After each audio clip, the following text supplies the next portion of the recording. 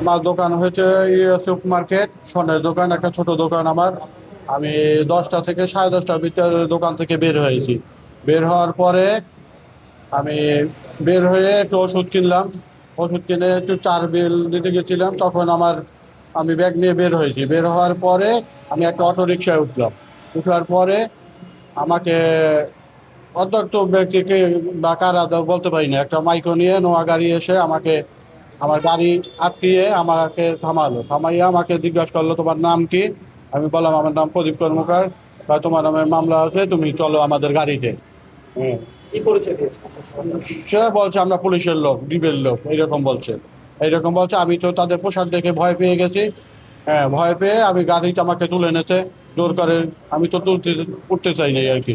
হিন্দি বলছে না রেড বলছে? হ্যাঁ, র্যাব বলছিল। তখন আমাকে গাড়িতে উঠিয়ে হ্যান্ডকাপ লাগিয়ে দিয়েছে, হাতে চোখ বেঁধে দিয়েছে। চোখ বেঁধে আমার ব্যাগ ট্যাগ সব কেড়ে নিয়ে গেছে। সোনা দানা যা ছিল সব নিয়ে গেছে।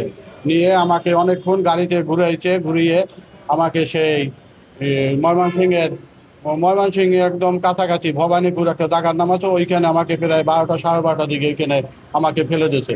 ফেলে দিয়ে বলছে, পিছনের দিক তাকাবি না, পিছনের দিক তাকালে তোকে আমি গুলি করে ফেলবো। তারপরে আমাকে কোনো রকম ছেড়ে দিল।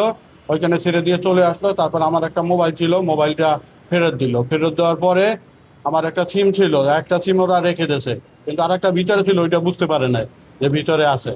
তখন আমি আবার আমার দাদাকে ফোন দেই যে এই এই অবস্থা। তারপর আমার দাদা ওইখান থেকে আমাকে নিয়ে আসে, রাত প্রায় 3টে বাজে তখন। আপনার কত টাকার মালামাল লুট করেছে তারা? আমার আহ, প্রায় 3 ভরির মতো স্বর্ণ ছিল, 30-40 ভরি রূপা ছিল। তারপরে আপনার টাকা ছিল 60-70 হাজার টাকা ছিল, এইরকম ছিল। আজকে কেরানীগঞ্জের ভিডিও অফিসে এসে কি দেখলেন? পেয়ার কাছে এসে তো দেখলাম যে যে ডিবি ছাড়েরা ধরলো তাদেরকে। ধরে তারপরে আমাদের সামনে করলো। এই প্রত্যেকে কি আসলে ভুয়া র্যাব এরকম? হ্যাঁ, ভুয়া র্যাব বলে তো আমাকে উঠাইছে।